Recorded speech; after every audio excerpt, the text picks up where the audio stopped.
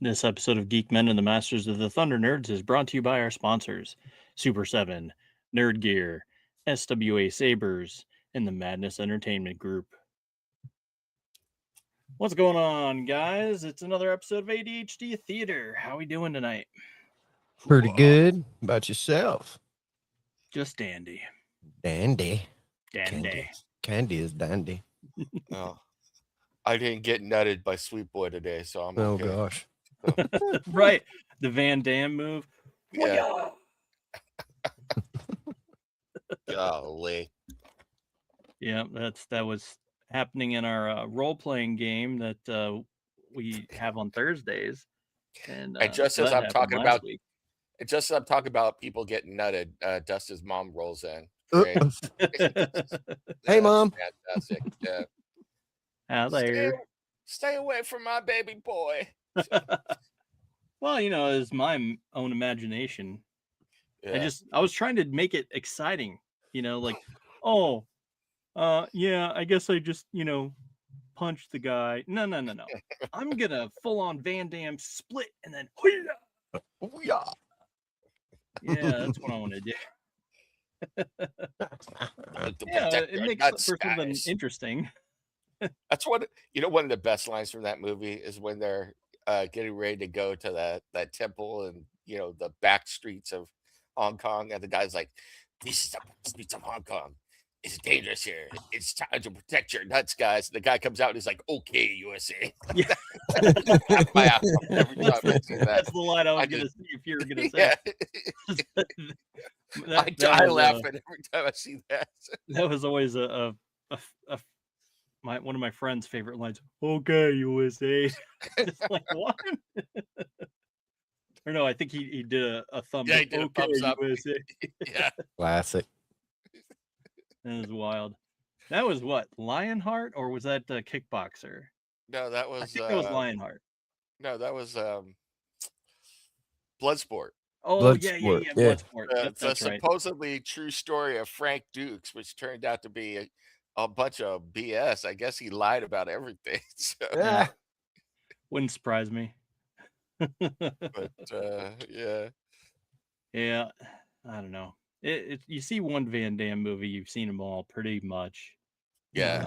Well, except for, did you ever see, this movie was really bad, at least in my opinion, but it was different. Universal Soldier. So, yeah. Oh, yeah. Yeah, that was supposed to be a sequel to the Masters of the Universe. Oh, really?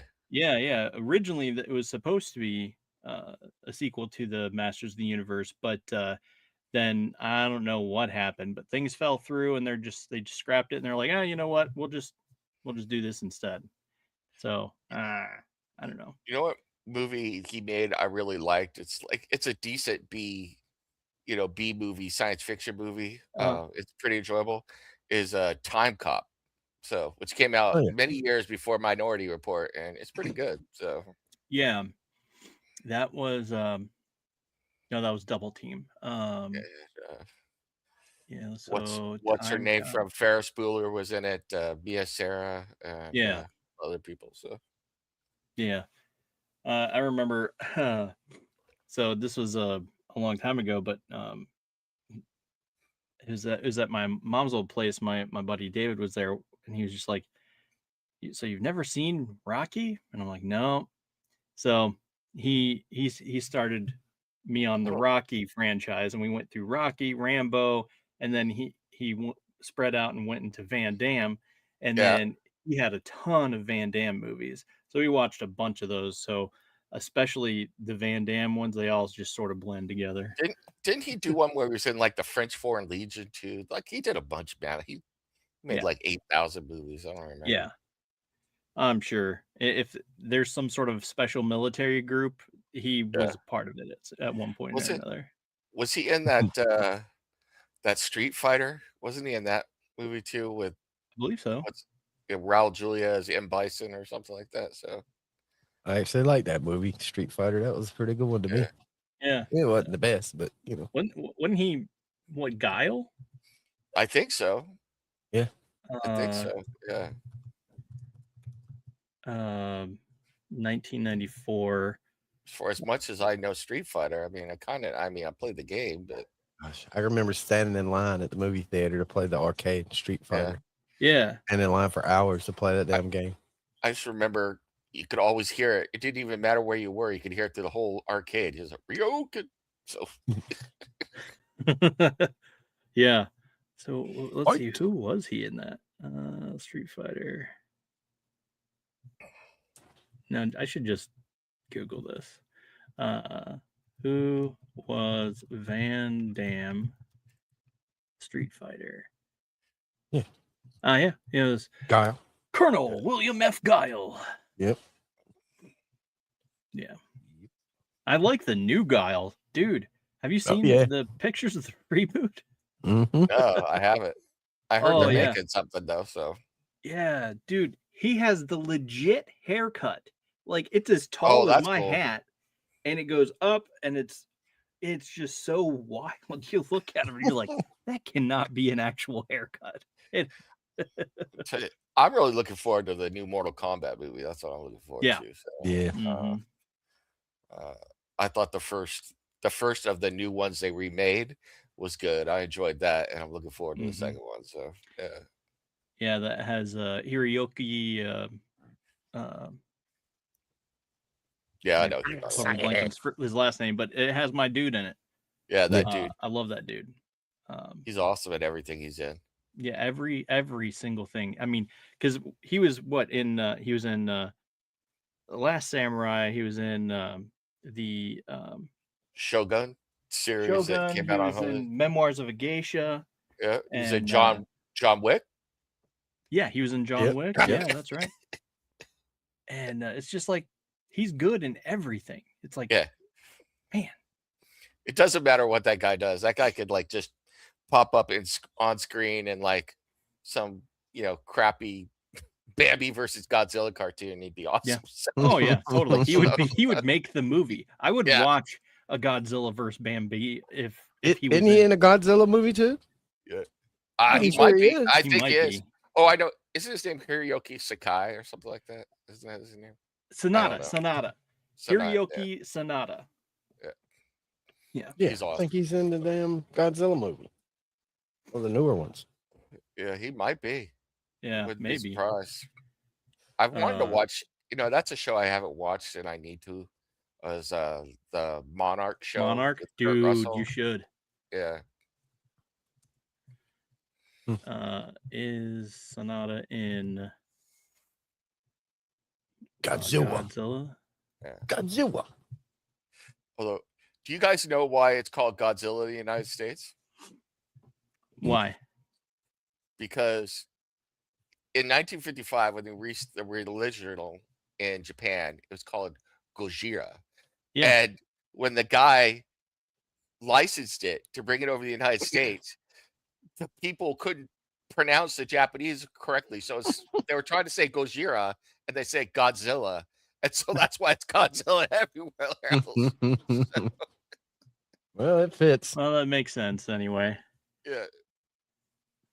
Yeah, I'm pretty sure that would easily flow from your mouth when you're like, what on earth is that enormous monster? It's Godzilla. Yeah. Plus, Yeah. like, I think Japanese terms are much more like public fare now for people in the West than they used to be, like in the 50s and stuff. It's like, Yeah. all of those words. It's like now they're like everyday things. You start talking about whatever. So Yeah. I know my daughter knows all kind of little Japanese sayings and stuff just from the freaking internet, man. Yeah. Mhm. Yeah. And then you She'll end say up something, I'll watching. be like, she'll say something in Japanese, and I always have the same response. Gesundheit. Every time. And then you end up watching an anime, and invariably, you stop watching anime and dubbed because you want to find out what they're really saying. So you watch it, with the English subtitles with the Japanese audio, so you start picking stuff up that way. Mhm. Yeah. Yeah, that's exactly how she did it too. Yeah. Somebody's got a question I for do you that a here, little bit. Justin. Yeah. Do I watch Disney's Electric Bloom? I have not. Is it worth watching? I haven't seen that. Yeah. But I will tell you what I have seen, and that is the Masters of the Universe trailer. Yep. And if you noticed, maybe you haven't, but I did a reacts video to it Nice. on the channel. I reacted to it live, had never seen it before, and I queued it up and hit play and recorded my reaction and all that. And so yeah. I played it on Nem in the AM this morning too. So, Oh yeah, the actual the trailer. trailer. Yeah, because we're on Pilled. We could do it on Pilled. Mhm. So. And I tell you, man, He-Man itself is and still is, was and still is my all-time favorite. Yeah. Like when I was a child, I was He-Man. See, Like I wasn't a Thundercat. I wasn't G.I. Joe. I wasn't, none of that. I was freaking He-Man, dude. My favorite. See, I was telling Dustin, I think I missed the age demographic for that, because when He-Man first came out, I was 12. I think by the time it got popular, I was like in high school, 13, 14.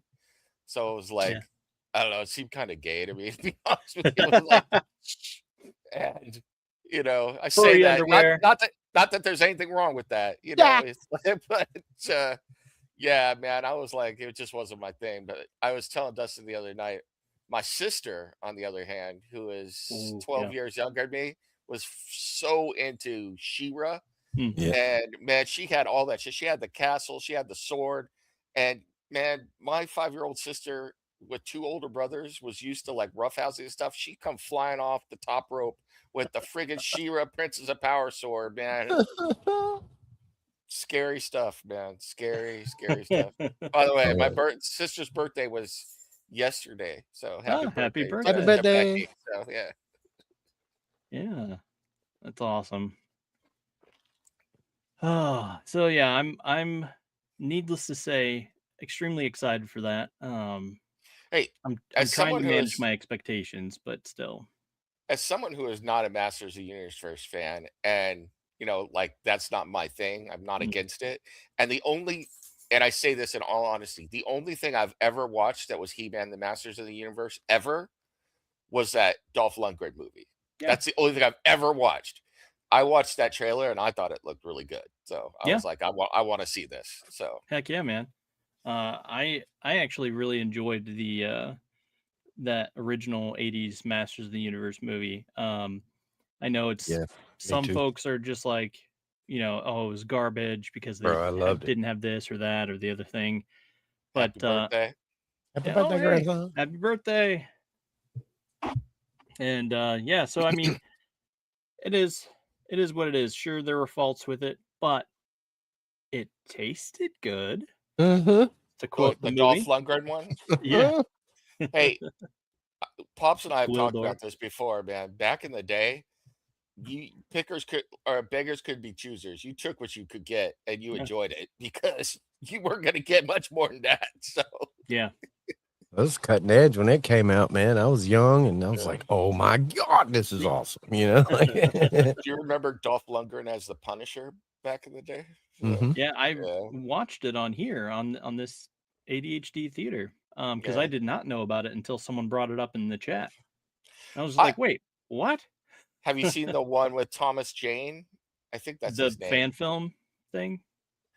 No, it was a regular movie that was released as well. There was another Punisher movie. I've seen the one with Thomas Jane and John Travolta and all that. And but then there was a spin-off. I think it was like either a prequel or sequel, but it was a fan film type movie, and it continued. Thomas Jane was in it, and he continued the story, and it was like, oh, this is actually really good.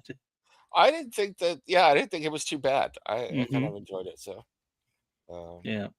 I kind of want to say, like, I like to adapt multiple versions into one and blend it, because Ray Stevenson, rest in peace, that his what is it, war games or yeah, that was whatever, good too. Yeah, that one was so brutal and so awesome.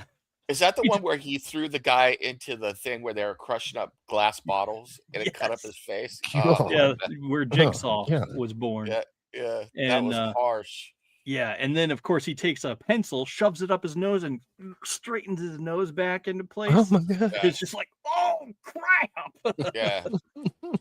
That's why I liked that movie because I was like, This is like Punisher in the comics, man." It's Oh like, yeah. It was so brutal. Um, but yeah, I loved that, and that's why I really fell in love with Ray Stevenson, and then of course he became on Ahsoka, and it was just so awesome. And then yeah, his tragic passing. he was But awesome as the Sith in Ahsoka, so hmm he was really good. yeah, Or not Sith, he was what, a dark Jedi. So he was something. technically, He just he didn't go by any rules. He didn't restrict himself yeah. to anything I one way or I the other. I don't even know what the canon is anymore.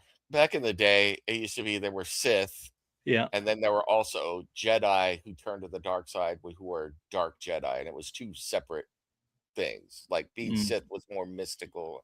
I don't know. That's a whole long discussion, but Yeah, it is. And I could go on for hours about that. In fact, I mm, did one time. Uh, this was way back in the day.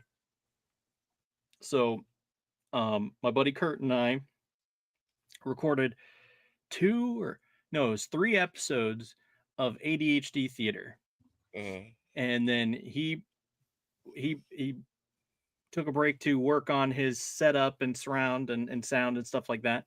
Well, it was taking so long, and so I recruited another buddy to record another episode, and we ended up talking for 4 freaking hours wow. about Star Wars. And then it's just like, oh yeah, we can't really use this at all. That kid kidnapped Ghost Pepper again. We got Yeah, him. there he is. So yeah, but yeah. Hey And Matthew, what's up? for anyone in the chat, check out Night Slayers on Kickstarter. Go check it out, and hit the well. It might be going right now, so you might not have notify on launch. Just back it already. Back it. Back it already. Speaking of Star Back Wars, already. can I throw an image up real quick? Yeah, absolutely. So I've got a campaign coming up a week from Monday, and that is one of the covers for it. Sweet. Nice. This is gonna be I don't know, you may recognize that, you may not. So I certainly do. In yeah, fact, we all should, because I mean, there was a Conan cover like that, and there was a He-Man cover like that, and there was multiple Star Wars, Return of the Jedi, all that yeah. kind of stuff And with then covers like just that. to give you an idea of what the interior art looks like, I'm still working on the lettering, so but that's one Nice. of the pages from the interior of the book. So Oh, I dig it. Very nice. and that is no relation to Deadpool at all. That is Dead Monkey. It's our own Huh? thing. Disney, stay away from us. So yeah. Don't Uh, at me, bro. so, Yeah. So that's awesome. I'm definitely looking forward to that. Okay. So Matt says he postponed the launch until at least July. So you can go hit the alert, notify notify them on all. launch, and then you'll get all the notifications when Night Slayers goes live. And Digging the baby so- Pac-Man in the background there too. yeah, Man, I seen a dude not too long ago. He had 4 or 5 arcade machines, like the original. One of them was original Pac-Man. I think I sent Pops a picture of it, and he wanted a lot of money for it. A lot. It was like $4,000 or $5,000 for a damn old school Pac-Man. It worked, but he wouldn't let you play it. He would play it and show you it worked, but you couldn't play it. You break it by. Yeah. But he Yeah, had I'm 4 sure. or 5 of them. He had like a, 4 or 5 like original ones, and then he had one that was awesome. It was, I think, for like $8,000. You got one that had like 1,000 games in it. I've seen and it was everything from Pac-Man to Mario to damn. Oh. I mean, it was like everything packed all into this one arcade that you could just play forever. You know, it's like unlimited games, man. I And have to say, those games, you can get them for free on emulators or like download them for your PC and everything, but aren't they just more fun when you play it on a A a giant large box that you can't yeah, move yeah, right. and Well, have to yeah, stand up. to me, the thought of having it, like, let's just say the computer takes a dump or the internet does, yeah, you know, then you just got unlimited game access, right? You can still game. You yeah. can be by yourself, Oh, but yeah, or with a friend. Yeah. It's did you just guys two ever player. did you guys ever finish Miss Pac-Man? I don't know what the whole story was there. I always wanted to know, Mm-mm. but I wasn't willing to sink enough quarters into that game. No. No, I never finished the Miss Pac-Man. Yeah. I don't ever think I played it. I've seen it, but Oh, I I never played played it. it. We used to, like I said, one of the funnest things from probably the time I was about 12 to about 14 or 15, one of the funnest things to do was get your parents to take you to the movie theaters. Mhm. But you didn't give a shit about going to watch a movie. But the money they gave you to watch a movie, you get tokens or quarters, Yeah. and they had a big arcade. Yeah. So, and it was like there was always a line at the Mortal Kombat game. There was always a line at the Mhm. Street Fighter game, you know, Tekken game, things like that. Yeah. So while you were waiting, there was other games like Miss Pac-Man and Galaga and all these other games you could play while you waited. You know, so Yeah. You want to know what one of the worst money sinks of all time was? It was Dragon Slayer, man. Mm. I don't know if you ever saw that game. It's Dragon Mm-mm. Slayer at Space Ace. Oh, They wow. weren't. They were like fully animated. The guy who drew or who did Secret of Nim and stuff like that, they did that game, and that's like the art style of the game. And this is Really? like early 80s. This is like 1982, and that's what the game looked like. And it was full Hmm. motion video, but you had to choose which direction to go stuff, and then it would play new animated stuff. But you had to memorize the way there was only one way to get through it. You had to memorize it, and you had to be exactly right on your timing, and you had 3 lives, and that's it. And if you died, it wasn't like you could pick up where you started from. You had to start from the start beginning. over. Oh, Those yeah. are always the hardest games to And where you either got 1 to 3 lives, and if you die, you'll go back to the yeah, beginning. and Yeah. back in the day with that game, at that point, games were 25 cents. That was the first game, that one in Space Ace, which is like the science fiction version of Dragon Slayer, Mm. were 50-cent games. And then, of course, if you went to Disneyland and played in the arcade, which we always did, at Mm. Disneyland, they doubled the prices. So it's like a Of 25 course. cent game was 50 cents, and a 50-cent game was a buck a play. So back in 82. So think Yeah. about that. Wow. I think Yeah. like Mega Man was one of those games where you basically had like 3 hits and 1 life. Yeah. If you got hit 3 times, you die and you go back to the beginning of the level. Oh, And you another not only Yeah. had to basically either beat or avoid all the enemies throughout the level, then you get to the boss, and you had to beat the Yeah. boss with only 3 hits. Boy, it was a tough. I loved it though. I used to play the shit out of it. Yeah. Yeah. Oh, Another yeah. one. The we used to new play one, all the time was on Switch though, you get like you can choose the option to where you can play it original style, or you can do it to where you just respawn right where you died. Hmm. Well, where's the fun in that? Right.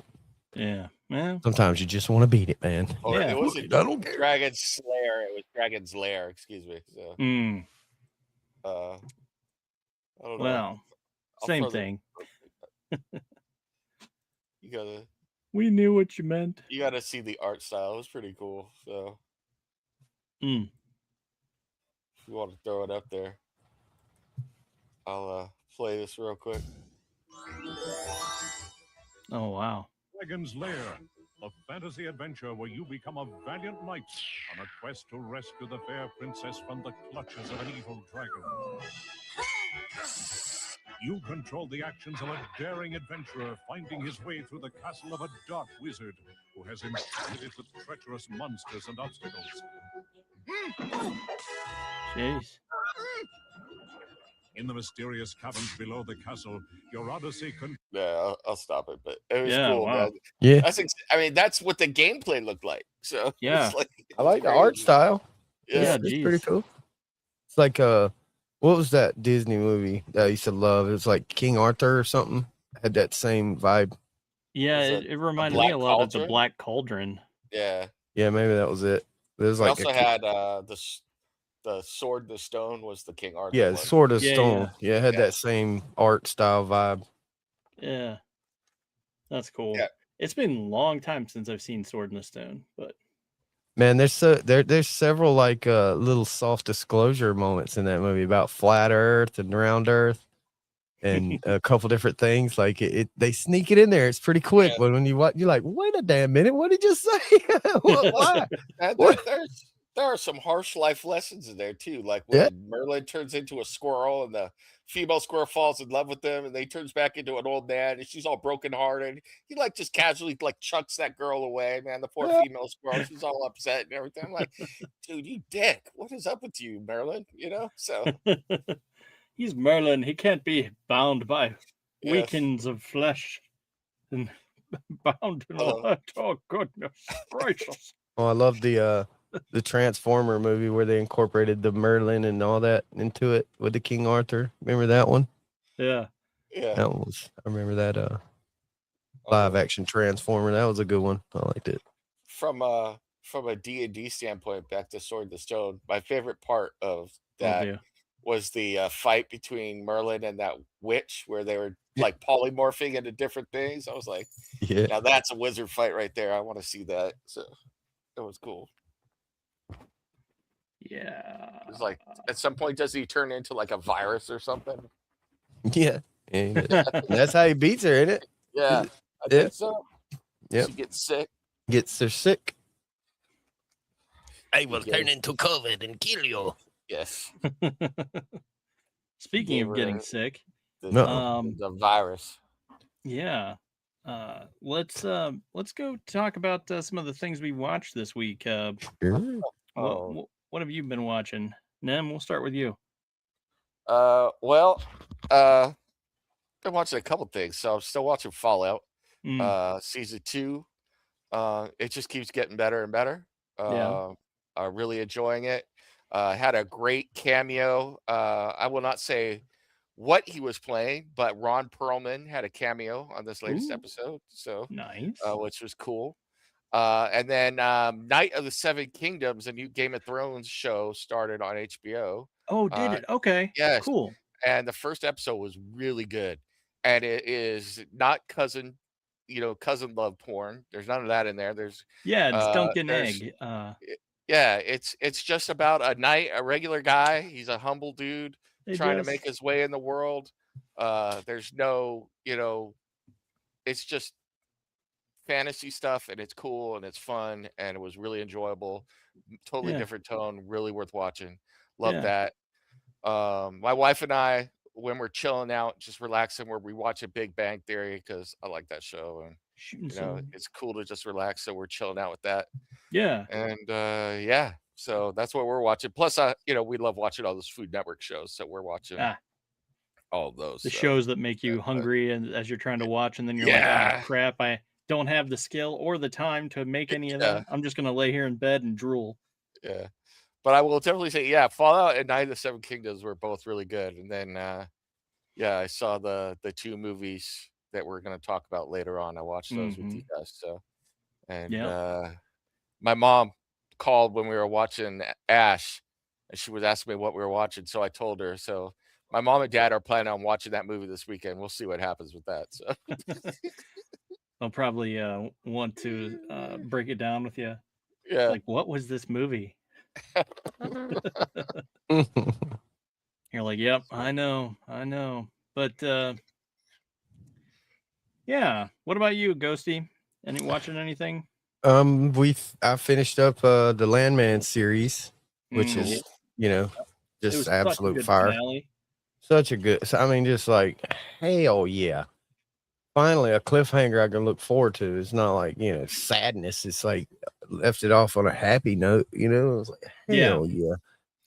Well, a hopeful note. I'm not hopeful, happy, like but happy, hopeful. Like right. It gave you a little warm cockles when you left the last episode instead of like, man, does he die or does she, does she jump or whatever? No, it was none of that. It was like hell yeah, next season is gonna be lit. You know what I'm saying?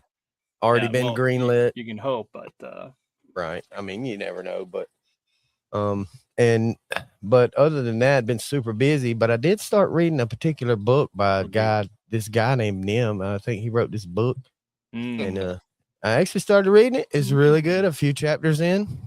Cool. nice, No spoilers on that one, but it's fire. nice. Get the name of it off the top of my head because I left it The at work long over the game. weekend. The long Yep. game, that's it. Yep. And I left it at work, and now I'm pissed because I don't even get to read it over the weekend. But at my downtime at work, I will read it. Yeah, And it is very good so far. Like it's had me just like, damn it, the phone's ringing. You know, like I wanted to finish that, at least finish the page. Damn it.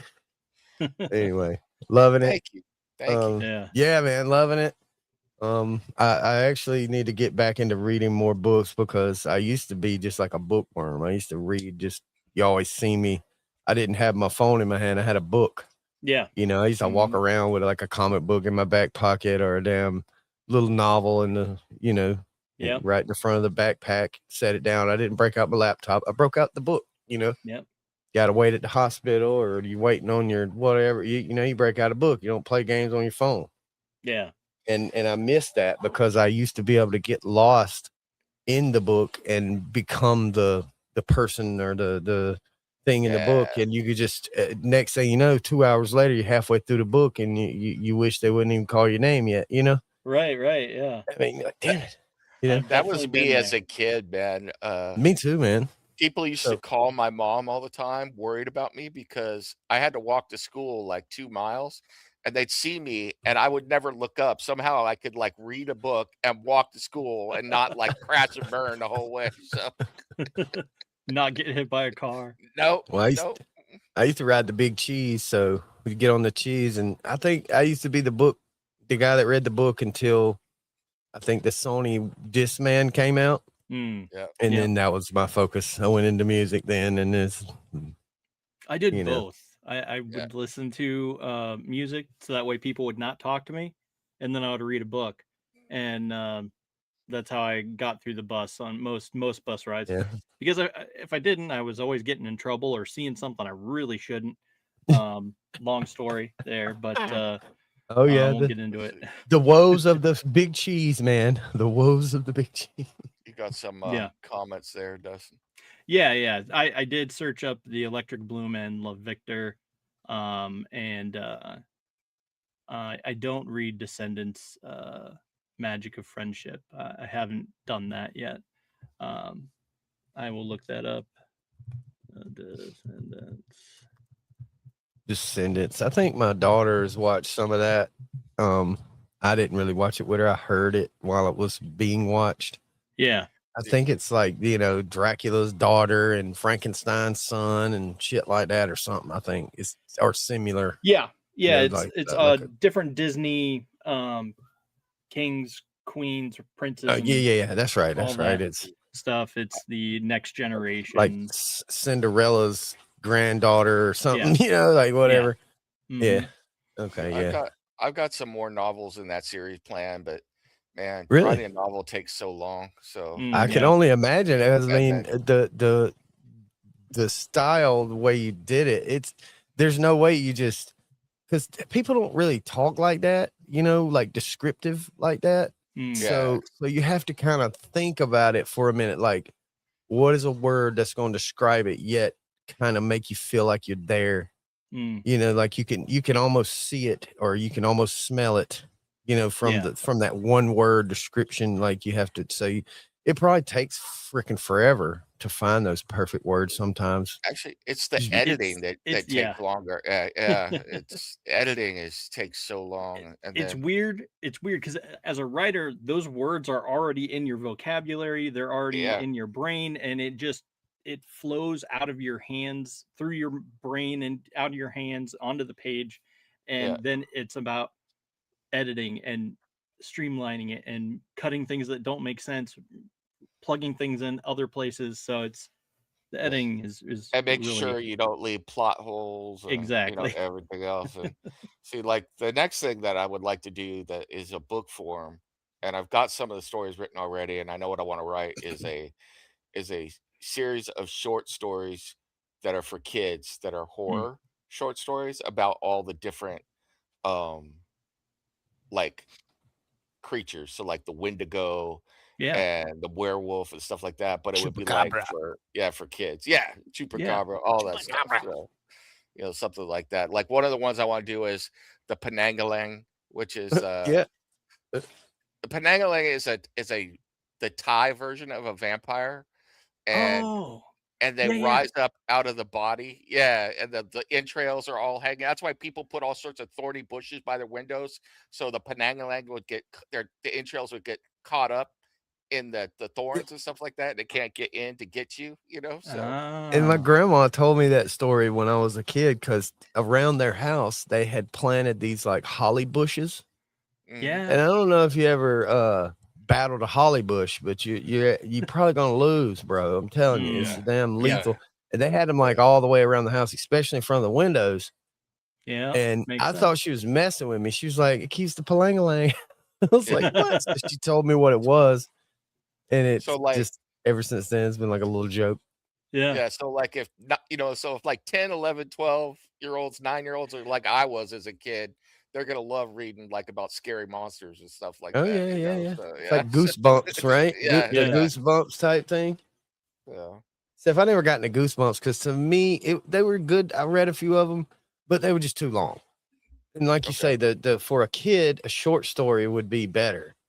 Yeah. You know, 20, 50, maybe even 100 pages tops instead of like 300 pages of one story that Yeah. may or may not end well. Or like the thing I was thinking of doing is having it like a regular sized book, but you get like 10 short stories in it. So you Right, could like Yeah. right. sit That's what down I'm and saying. read Like one story. 25 Yeah. pages each, and you get 10 of them in one Mm. book, Yeah. and then it'd be a whole book.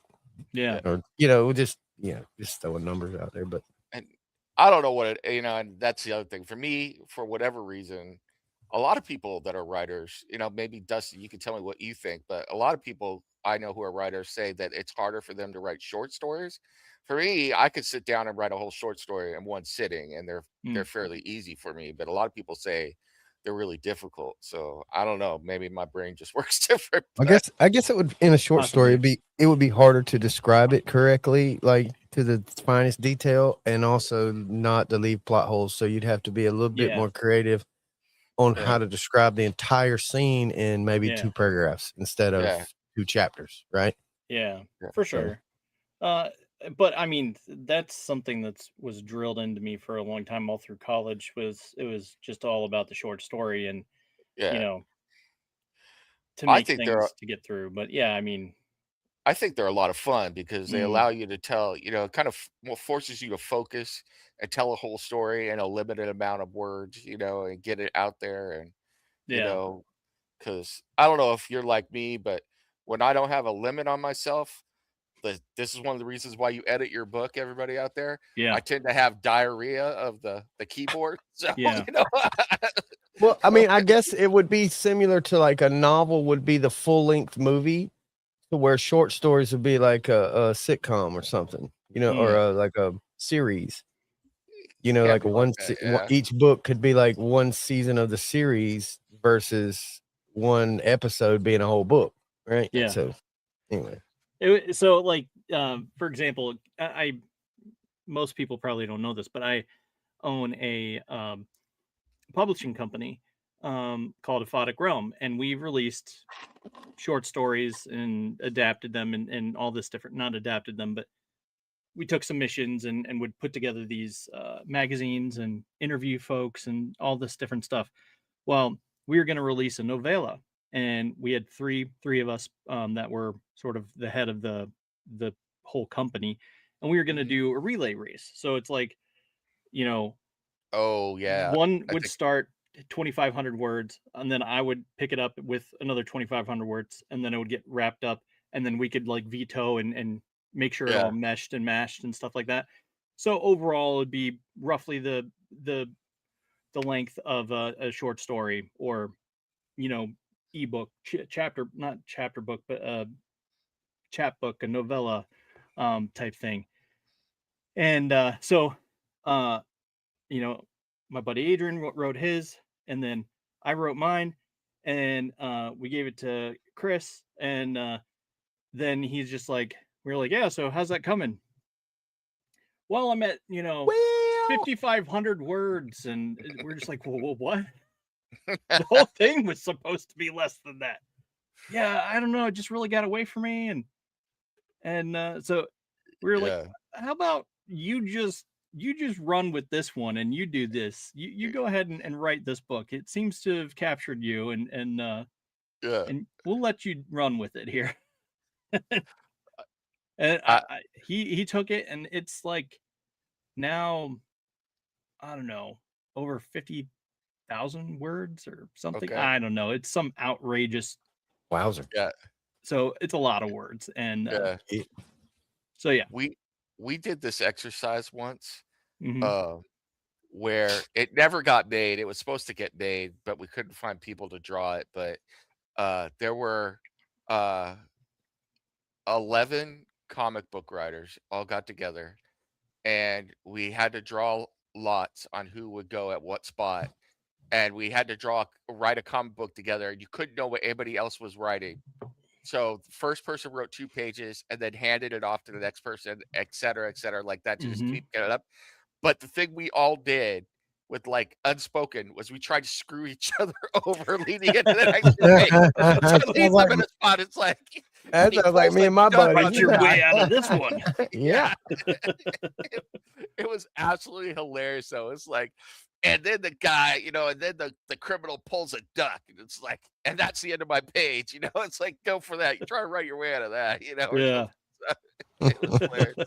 That's great. It would have been great. So, oh my god, it was too fun. That does sound like fun. But All right. let's go ahead and dive into these movies. And let's start with in the order we watched them. The All right. Color from Space. Keep wanting to say The Color from Outer Space because that's what it was originally, the old version. But this was adapted and streamlined. Color I from keep wanting to Space. say In Living Color, Yeah. which is something completely different. So, Yeah. But this one had Nicolas Cage, and there was someone else. I feel like there was someone else in it, but I don't know. Doesn't matter to me. Nick Cage. That's the movie. Yep. Nick Cage and some people. So yeah, Nick Cage and the peeps. Nick Cage being an asshole dad and ended up being the blaster guy at the end, and yeah, whatever. That movie really took off when they let Nick Cage be Nick Cage and be totally crazy. That's when it took off, man. I know. Yeah, for real. The Color Out of Space is a 2019 American science fiction film, Lovecraftian horror film, dedicated and co-written by Richard Stanley. Let's see. Based on the short story The Color Out of Space by H.P. Lovecraft. It stars Nicolas Cage, Jolie Richardson, Elliot Knight, and a bunch of other folks. Like I said, Nicolas Cage and the peeps. So this is Stanley's first feature film since his firing from the island of Dr. Moreau. Then he says he hopes to continue with an adaptation of the Dunwich Horror, which is one of my favorite H.P. Lovecraft stories. Yeah, that's a good story. I actually wrote a follow-up that was sort of based in conjunction, that sort of run along the same storyline with that. But yeah, that was fun. Where's the StreamYard? There we go. I was trying to get back to StreamYard. Couldn't get back to it. Too many tabs. I know. See this comment. Do I watch the Super Mario Galaxy movie? Yeah, I probably will. It looks interesting. It's a new Mario movie? Yeah. Oh, okay. On the heels of the previous one. The previous one was very nice. It came at a time when you needed a non-woke, none of this bullshit in the movie, something to wholesome to go watch with the kids on the big screen, and it worked, man. It actually worked. There was no funny business in the whole movie. I felt like it was good. Yeah, I thought it worked out well, and I'm hoping for more out of this Super Mario Galaxy movie.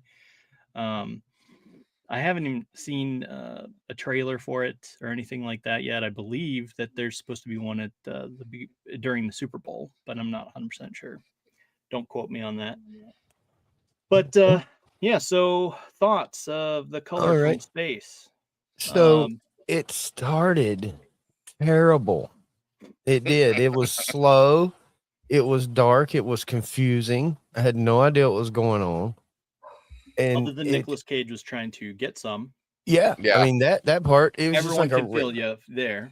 And because it had nothing to do with space or anything like that. You know, the first, I don't know, 30 minutes of the movie. You know, and I was like 20 maybe. Anyway, and so once the rock hits or spaceship or whatever it was, meteor. Yeah. And it gets a lot more interesting. Yeah. I don't know. They could have done a lot better with some of the things, but it did spook me a few times. Not gonna lie. You know, sitting there like, you know, because we always try to do the guess what's gonna happen next, and I can feel it coming. I already know they're finna jump at me, so it's not gonna scare me. I don't care what happens. But this movie, a couple times did. Maybe I was like, oh God, you know, like okay, whoa. I wasn't expecting that. It is one of those movies that it's just comes out of left field, and you're like, "What on earth?" And I mean, okay, but it is pretty much along the similar lines. If you're familiar with anything Lovecraftian or anything like that, I do feel like I think Nem was talking to me earlier that it helps if you have some sort of knowledge of the lore behind Lovecraft's messed up head. And I had none of that. So I had none of that. Yeah. But you still enjoyed it though, right? I mean, it was a decent watch. Decent watch for the most part. A couple of the, which I had the same gripe in most of the movies we watch, is the bad guy or the evil ones looking like, I think they kind of had their budget cut when it was time to present the bad guy or the monster that became from the bad guy or whatever, because it was just like, come on, it could have been so much cooler. Now there was a couple of them in there, like the mother that ended up being wicked. You know, that part was wicked. Tommy Chong was awesome in this movie. Tommy Chong was without him I would have gotten you know, but the mother at the end part kind of saved most of the movie for me, because that particular scene where she right after she cuts her fingers and he's like, uh-oh, and she's still fine, and he's like, you're not fine. See, I think that's the part where it sort of falls off for, I think, what will be for a lot of folks, because it's really hard to communicate the passage of time, because all you really get are, what? It was just this time a minute ago, but you don't realize the actual passage of time was different for the people that it was affecting. And didn't it told you a couple of times throughout the movie, like, it's not only affecting reality, it's affecting time. Yeah. Like, you don't understand, like, until you do understand. The only part I couldn't understand is how Nick Cage evidently was unaffected. He just kind of seen it happen. Besides him watching the weird TV, I mean, I don't know if it was using him or what, because it had a lot of plot holes. Just saying. Well, I don't think they're necessarily plot holes, because it was affecting Nicolas Cage. If you remember, he was complaining about the smell that no one else could smell, so it was like already affecting him immediately out the gate. Yeah. But to me, it was like the smell. So, I mean, maybe not, but to me, the smell was like he could smell it infecting these people or whatever. like his wife and his I children think and stuff, so he could smell it in him. He's like, "What the hell is that? I just walked in here and nothing's in here but you guys, and it's freaking stinks. What is this see, shit?" I think it was affecting all their senses differently because Yeah. it was affecting reality. Each Hmm. person different. But after we Which watched the again movie, is hard to explain to yeah, an audience. after we watched that movie, I dug out my copy of the works of H.P. Lovecraft, and I read the story again. And the thing I got after reading that, and then listening to you guys talk right now, is that um, I think the fundamental flaw with this movie, and it's I enjoyed watching it. Mm. It was it's not like it was a wasted time, Yeah. but I think the flaw is that I don't think the screenplay adaptation was that good because the story is supposed to take place in the early 1900s, with all of the isolation and everything like that, and everything that's going on. And I think they tried to adapt that story Yeah. of a 1900s story to the modern day, and I just don't think it worked out very well. Like, you know, consider the goth girl, the teenage Yeah. girl. And they It's were Yeah. like, always on their phones, which yeah, they don't have phones. back in the 1900s, you got a girl walking around practicing, reading the Necronomicon and practicing witchcraft and everything. It hits a lot different, than a modern girl dressed up as a goth girl and doing all that stuff. It's like you Yeah. need to do something else. So it's like there were a lot of things that were like that, and then I think they tried to pass off, Tommy Chong's guy is supposed to be like a hermit, but instead, we saw him and we're like waiting for him to do Up in Smoke, and then it didn't make any sense that, in this modern day with bottled water and everything, the dude is just drinking the water. It's like And contaminated and shit. They're all drinking the water, man. I'm like, Yeah. what are you guys right. doing? So, So the water and looks bad. and the Tommy Chong character kind of tripped me out because it was almost like he knew about it before anybody else knew about it because he was Yeah. already kind of recording himself talk about it that way. If time kind of got missed, But he could play the tape back and be like, "Oh yeah, I remember now." but here's You the know, thing: if you like read the HP, if you're familiar with HP Lovecraft, and then you read the story, you get the sense that the land itself is tainted, with all this stuff, the yeah, Dunwich Yeah. War and everything. And so it's like, and he's living on the land, he's close to the land. So in being a hermit, it's almost like they become the prophet of the, right, the yeah, the, that's what I'm the saying. creatures and stuff like that. He was trying to warn them Yeah. about this stuff, and it was almost like, how did he know already? So he's already. This is not a new thing. Evidently, they just came back to wreak havoc. Now, this is this is their time to come back and do their thing, Mm. whatever it was, because it was just a light. It wasn't Yeah. anything else. It was a rock and some light. There was Yeah. no real.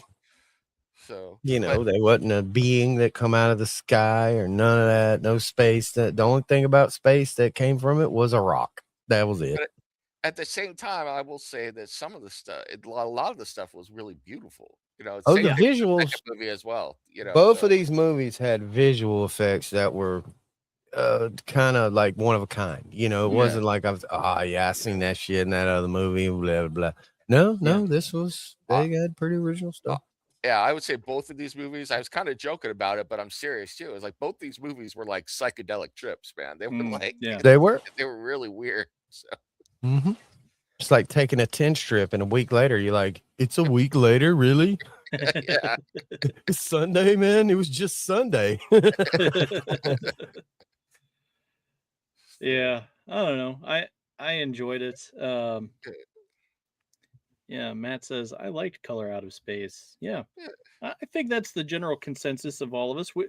We're not bashing it. We don't think it's no. not worthy of praise in any way. So let's go ahead and let's rate it. You'll get our Baja Blast score in a minute. All right. So Yeah.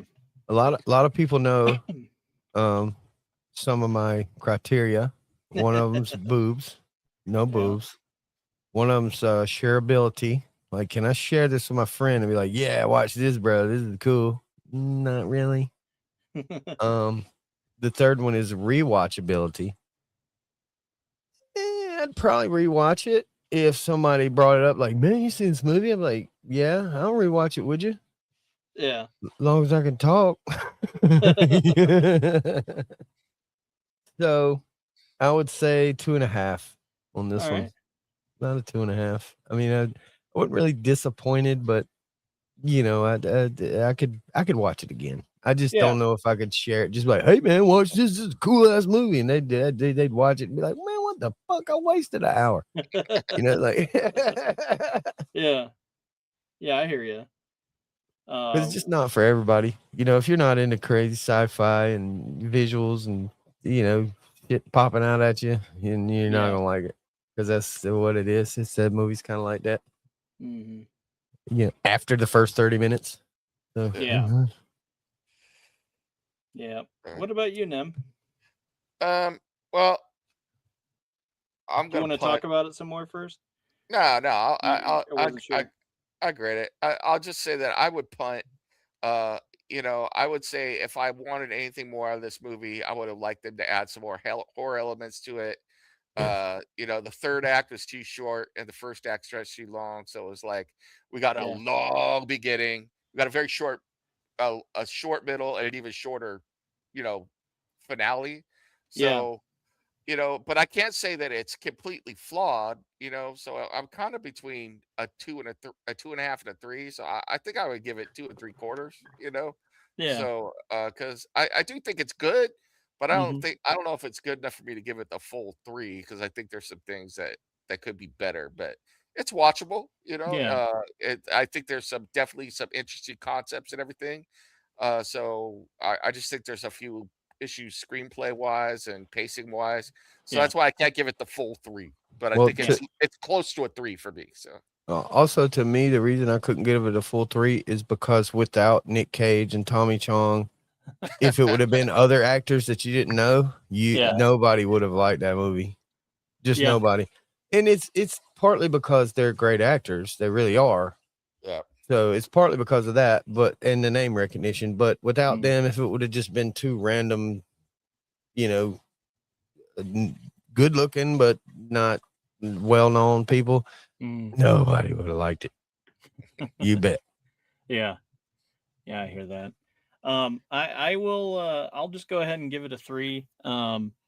Because I do like H.P. Lovecraft. And I like Nick Cage. And but I do think that it was flawed. So just me saying it was good, but you know, I can't give it anything higher than that. So I'm not going to say it's just very good. Yeah. Nor did I think it was evoking or anything like that. And of course, it obviously had you know, its issues with the you know story and things like that. The pacing, like Nick, like Nem was saying, it was you know off. Definitely felt a little out of touch as far as the pacing goes. Like I don't know, I it's hard to place exactly where the fault was, but Yeah. because I don't know, in some cases I felt like it needed a little bit more telling, but at the Right. same time, like there's this weird part right in the first Well, part of the movie that was like, here's a perfect example I don't for you. know. Yeah. On weird choices that threw off the pacing. Mm. How many times did the father go off on those damn llamas? I mean, we heard more about those llamas than anyone has a right to. Alpacas. And They or yeah, weren't like they alpaca. were Excuse me. Yeah, alpacas. but it's like Hate we 'em. could have heard about it once or twice and been okay, you know, with everything that was going to happen later. But that was Yeah. like a running thing through the whole thing. It's like you only have so much time to And it tell the had no story. context to except for the gruesome part with the Right. alpacas. And And that wasn't even cool. It was just like blobby. And Yeah, for all it wasn't even that like, happened you know. out of that, they could have been cows, they could have been sheep, they could have been Yeah. anything. It didn't really matter, you know. So But what were it, they in the original story? Did they have they, anything like that? I'm trying to think. They were just livestock. Yeah. They were like just cows or sheep or something. You know, Yeah, it it should was. have been You something know, like that. it, That is like it's not food, but maybe it is. yeah, But like horses or something. yeah. And Horses think would of have all the made way time more sense. There was he was. already a horse in the beginning, right? Yeah. So Yeah, I think they spent like 5 minutes of him explaining about alpaca as the meat of the future and all that. It was like, Yeah, But they what did are we talk about spending that. all? It's I like, don't why are we want to. spending all this time on the damn alpacas for, man? So, It was an ongoing joke to the whole movie. It was like, who Yeah. Gives a shit about the alpacas. What about the light?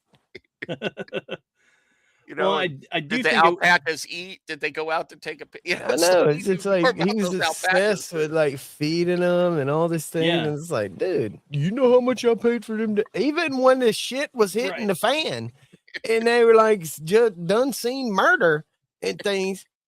And he's still bitching at the youngins. He's like, you didn't feed the alpacas? What the hell? You know, Yeah. I was like, what?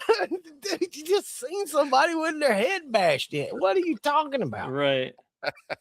I think that was to enforce like the importance of the alpacas to him in that, because that made the decision to, you know, kill the Well, alpacas like 10 times worse, because absolutely. that was their livelihood, their what they put all their eggs in a basket essentially. It was that group of alpacas, and they put Right. all their eggs in one basket, and now he had to freaking destroy the basket. I can Right. also say, Remind me though, real quick. That's kind of the reason they were living in that particular house Right. to begin with, Yeah. to accommodate the alpacas and all. but as I a believe so. writer, you know, it's like you could have done it once Mm, and then, you know, come back to it one other time, maybe in the second act, and then in the third act, you know, to show that Nicolas Cage characters is losing it because, like Ghosty was saying, he saw someone get murdered and he's mhm. going on the alpacas, and then we're like, "The hell's wrong with you, dude? You're focusing on the alpacas. You know, you're cracked." And then when he kills him at the end, you know, then we have, but we kept going back to the alpacas over and over It and didn't. over Yeah. again, man. It's like, Didn't his use the character end just tool and let it go. completely snap once he had to kill Unravel, the yeah. Yeah, once he had to kill the alpacas? He yeah. was just like, all right, anything that moves I don't like, I will shoot now. Mhm. Telling Like, you, folks, get you I'm freaking somebody who snapped. loves you the way Nick Cage loves Love those alpacas. alpacas. Have to go shoot them yourself. Look, Yeah. nothing else matters at that point. Oh man, he had. I mean, after that, he just killed his wife and kid. He was like, "Yeah, I'm down. I'm up. I'm down Yep. for it now." Yeah. So, my alpacas are gone. I got nothing to live for anymore. Well, Well, yeah. to defend him a little bit, his wife was like a spider monkey monster Oh. thingy that kind of tried to eat people. So I would have Yeah. probably killed her too. That's true. That's Just true. saying, she just like, Yeah. Yeah.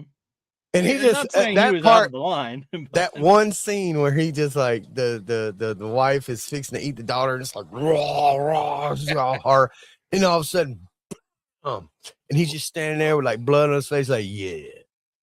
That part was cool. That part was other pretty cool. comment I have to say too is that I felt like we watched two different movies. We watched the first 2/3 of the movie, Yeah. and then the last third of the movie was Yeah. completely different in tone because suddenly we had jump scares, we had people getting snatched up by plant eating, you know, Yep. human eating Yeah. plants, you know.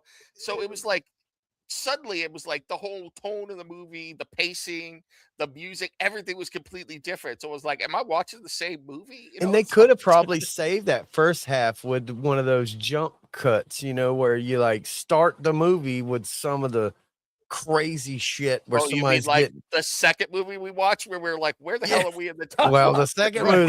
movie, talking about the placement of the plot, like oh boy, Yeah. Yeah.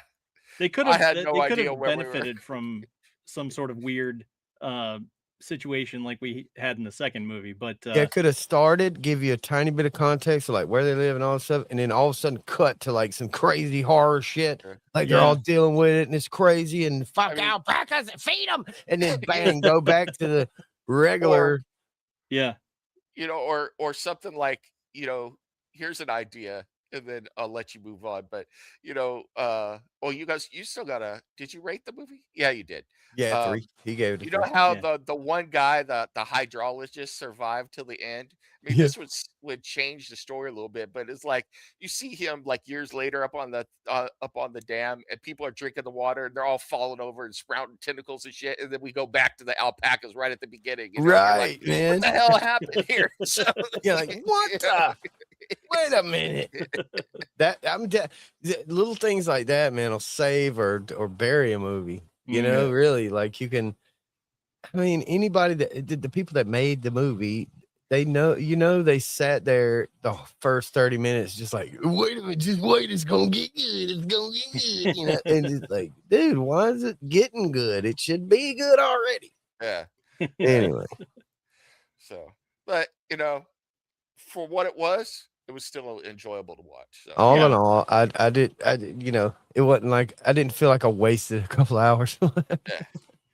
Believe me, we have seen some stinkers like that werewolf Yes, movie that I sir. watched, which wasn't the werewolf that you watched, and I watched that, and I wanted to go, you know, bash my head against a wall or something. So, Oh boy, me and Java watched the stinkers. That's Yeah. all we talk about. I talk over him the whole time. It's like, what the hell just happened?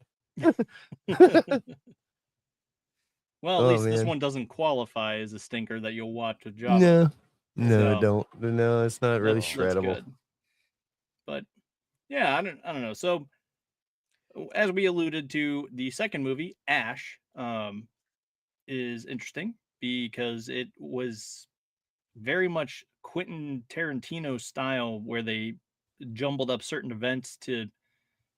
I never thought about that. In this story, I It's felt the like Pulp it was Fiction of Lovecraft, isn't it? So, beneficial yeah. to the story overall, because it kept you guessing and wondering.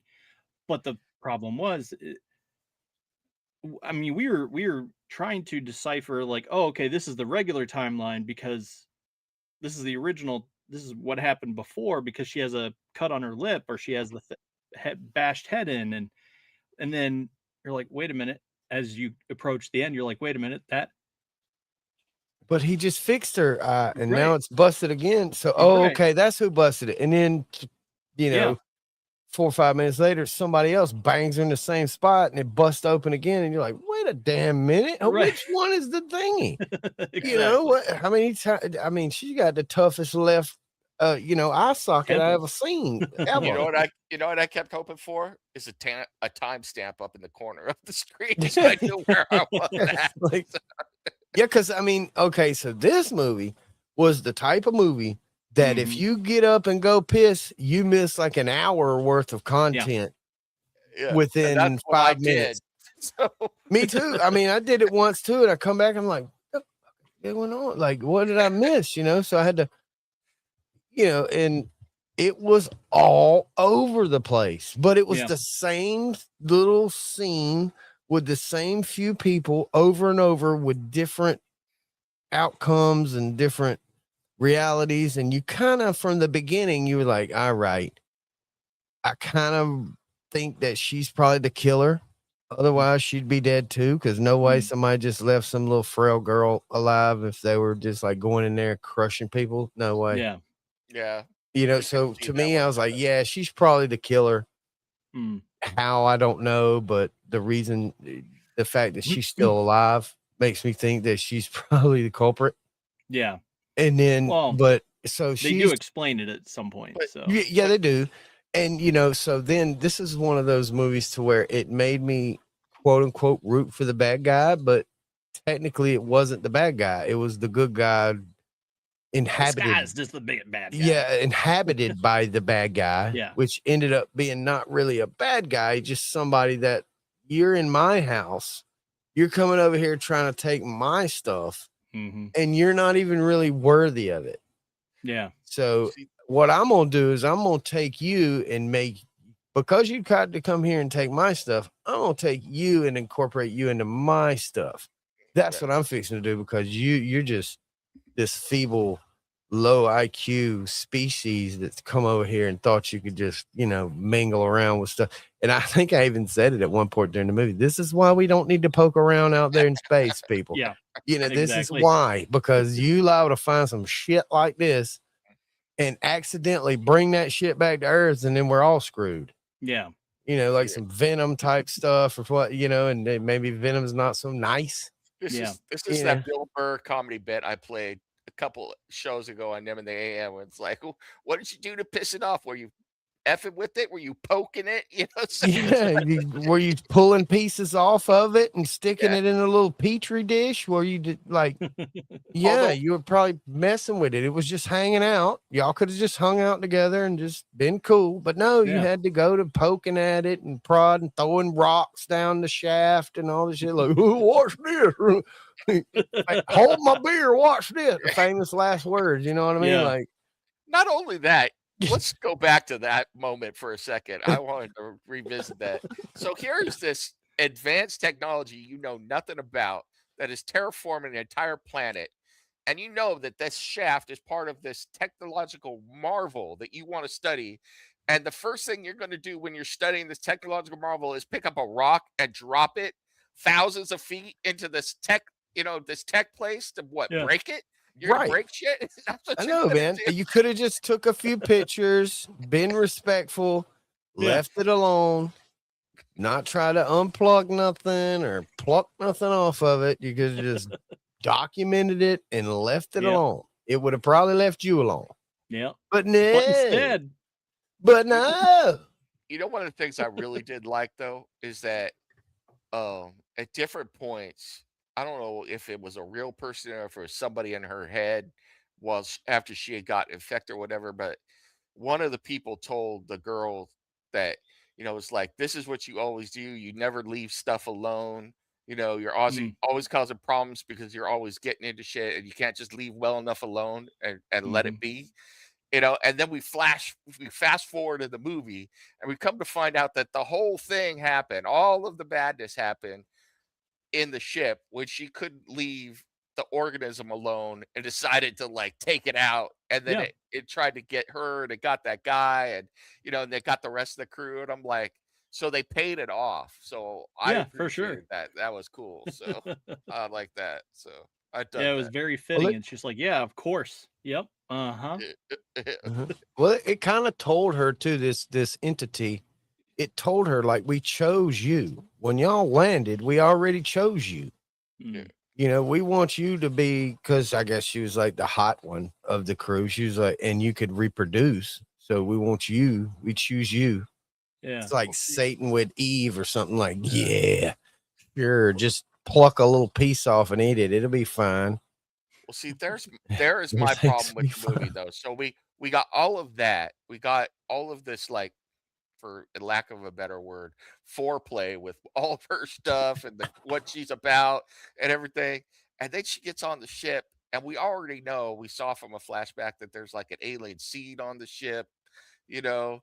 So that's going on, and she's the last survivor, and maybe she cleansed herself of the alien. We think she did, and she's going to the space station. I'm like, and then they just leave it. She's like laughing or smiling or whatever. I I'm like, mean, the are you dude gonna go ended back? so Yeah. just like Ripley bringing the alien back to the mothership thing. Yeah. And she don't know it's like stuck to the bottom of the ship, or I mean, whatever. Yeah. She's like, you yes, I can't killed it, show but me- there's one more left. It's Yeah. stuck to the ship, and you bring it back to the Earth or Yeah. whatever, Yeah. which can't show me eventually is what flying- happens. So Yeah, you can't show me her flying up to the space station. I'm presuming she can't go back to Earth, but I don't know that for a fact.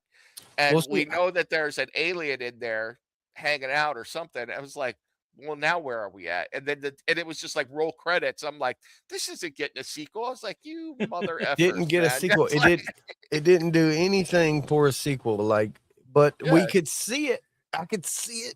The possibility of that sequel scene coming, or even it could have been a cut scene to where it ended, but then 5 minutes into the credit, she talks and she gets out, and everybody's like, "Hey, okay," and then all of a sudden she's like, turns back into the thing but- or whatever, and then it but- ends. But unlike the first movie, I knew where the movie ended and, what they say happened, and that was it, and that's the ending. And I'm like, okay, I'm done. With this one, I'm out. I'm just done. You just cut me off, and I'm like, you mother effers. It's like that's as I'm leaving the theater. If I'm watching that movie in the theater, I'm like, you bastards. Oh yeah. It's like- It's worse than no cliffhanger. yeah. It was worse than no cliffhanger. It's like, for all of you, our parents out there, it's like when your kid walks in on you and your spouse, and you're like, oh man, what? And you, you're all frustrated and everything. It's not, so, Damn it. Then you're like, they leave, and you're like, okay, baby. She's like, nah, I think I'm gonna take a shower now. Yeah. Shit. All right, let's see here. Okay, so there's the Ash. Let's see, horror film. Okay, Oh, Flying Lotus. Let's see. we didn't even read the thing. So Yeah, so it's it says, oh well, yeah, no, I didn't. I guess it's too late now. No, it's not. As in the author never planned one. So Put it on the screen. I'll Ash, read it. Return to I won't Ash. mind. Let's see, excluding. I think he's looking to see if the guy ever planned on doing a sequel. So Yeah.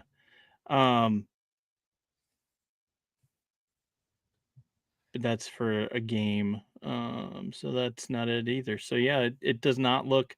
This came out in 2025, and so far there is no talk of a sequel. yeah. I And kind of know why. Was it a theatrical release or was it streaming?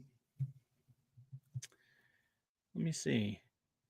2020. I know we watched it on. Oh, we watched it on Disney Plus. So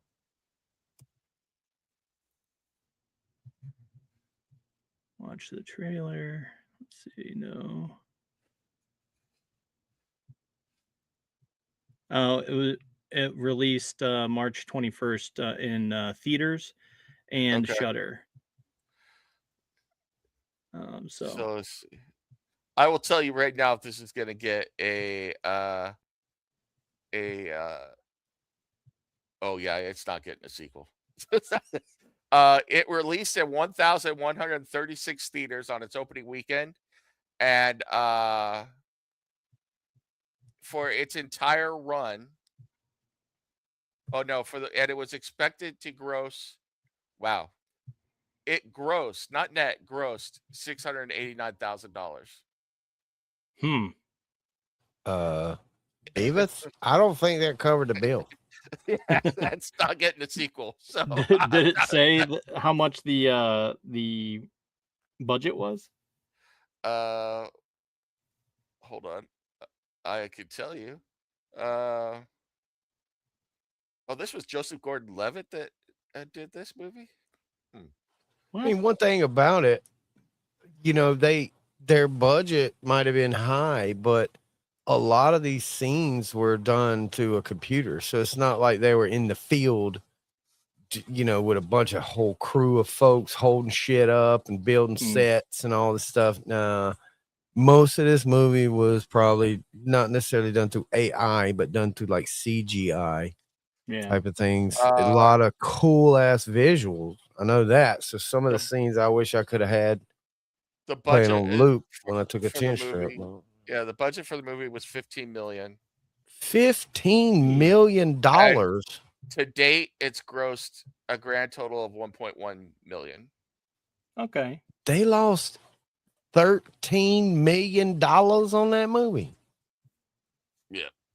Holy shit. Hey, compared to some movies, that's fire. But yeah, well, I mean, fire. What? I said compared to some movies, that's fire. So I'm not going to name names, but well, I mean, okay, so yeah, I don't know what to say to that, but as it, you know, it debuted at South by Southwest before general release, and it was an independent type film. As an indie film, if you got investors to pony up $15 million, whoa, that was an indie film. Okay, that gives me a lot more respect for it then. Because if that was some kind of Hollywood production and they could, you know, like, I would just drop 15 million on this and then this, what'd they get? And the actor Joseph Gordon-Levitt was the one who was behind it. I mean, I'm sure he got some people to throw in some money for the movie and everything. Oh hell yeah! You talking about Jesse from the Breaking Bad? Because he was good in this one. Yeah. His mullet and all that mess. Yeah. So he came in late, and you know, when he comes into the movie, when he comes in as his character and he starts being a part of the movie, tell me if I'm wrong. Everybody thinks he's the guy. He's the killer guy, because at the beginning of the movie, all you see is like those suits and coming around and her recollecting, and it's like somebody in the suits like fucking people up. You know what I'm saying? And that's the person that's like from outside. I'll say that with the amount of sets and the kind of sets that were built and the amount of CGI in this film, and then with the production costs and everything, 15 million is pretty cheap, you know. So Yeah. all things considered, so that's not a bad budget. The thing that you would have to worry about is that that for an indie film to be released on almost 1,200 theaters, 1,200. That's not screens, that's theaters. Mm-hmm. You know, and to only gross 1.1 million.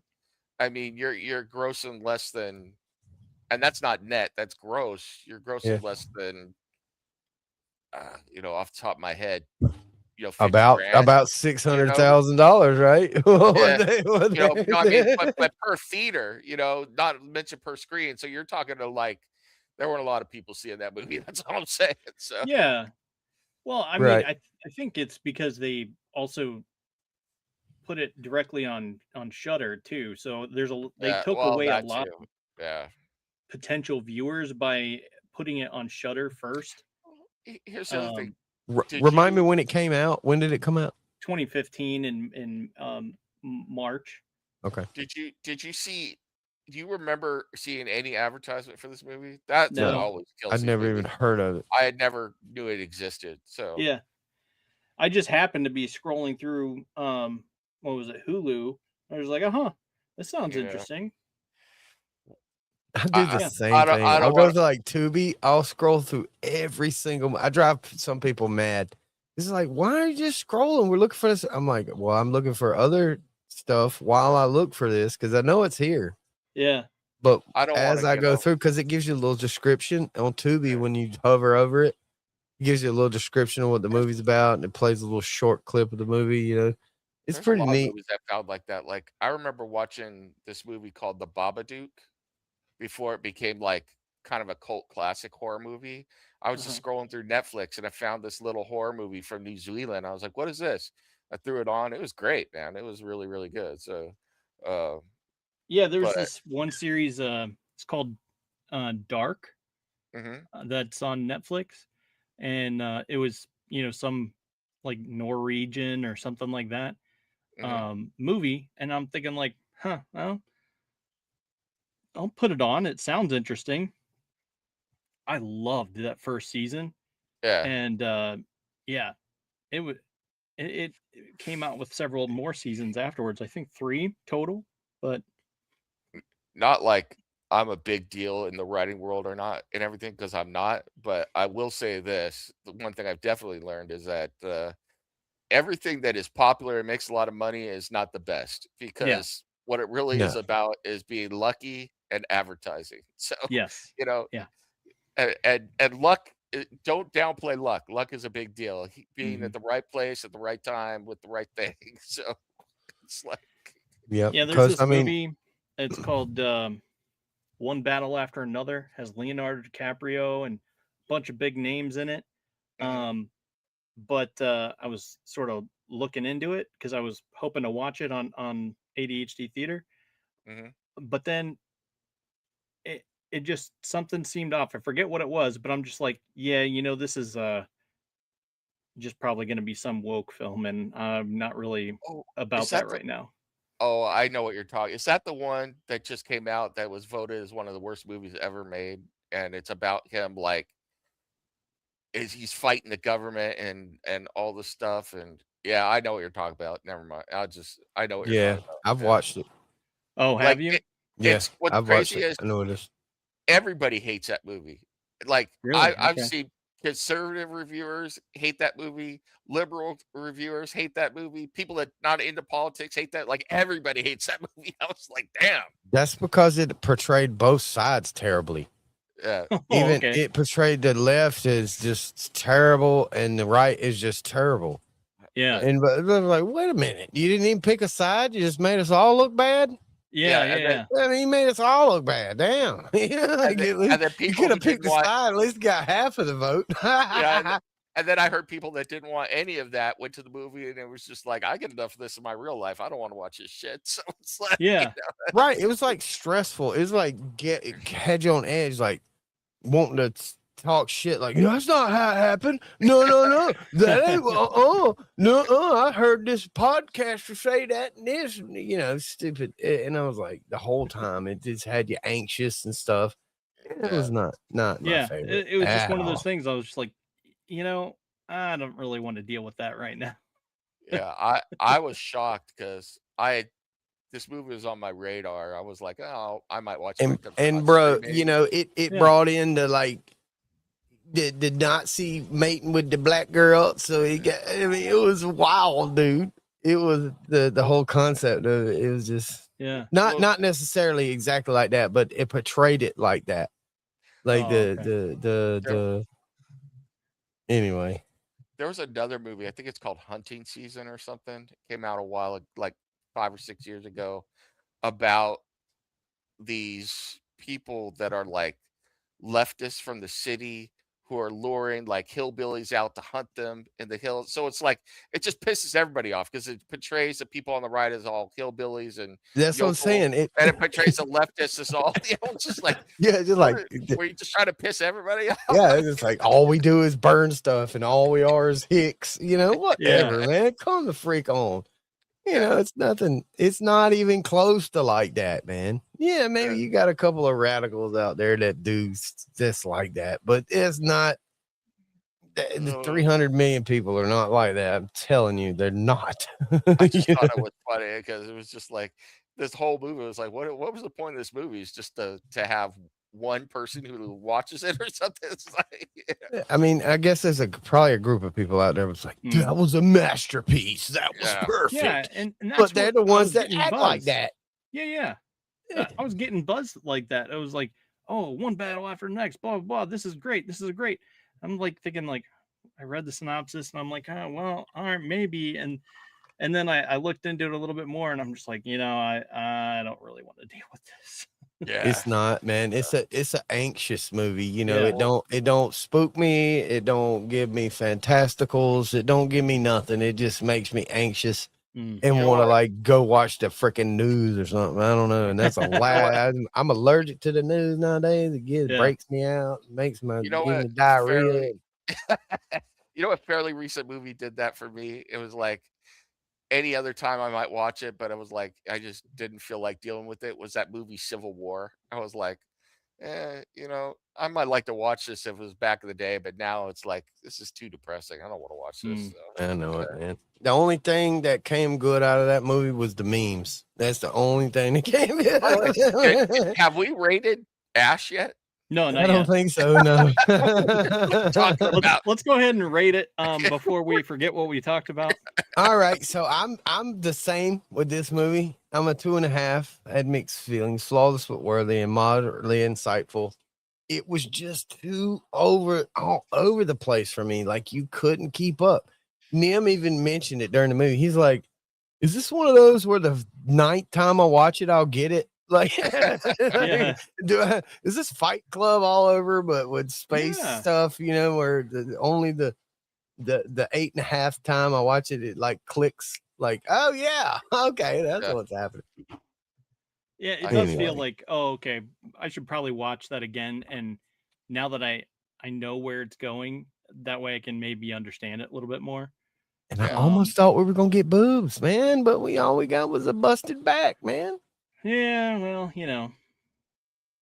it is what it is. Yeah. Take it what you get. Yeah, but, man. Every now and then. She was easy on the eyes though, right? The back doesn't add anything to the score at all. So no, it was all busted up. Wasn't even smooth and silky. Right. and then the other girl in the movie. It was like womp, womp, womp. Like that was like good. snaggletooth, braided mullet thingy. I don't know, man. It was. Man, she definitely had a mullet looking. Whoever did whoever her hairdresser was for the movie did her wrong, man. Yeah, they need to be fired. Yeah. They should spend some more money on that hairdresser. That's all I'm saying. They I could don't have know. dolled her up, made her look cute. You know what I mean? But no, I'm sure Yeah, she's a very lovely woman in real life.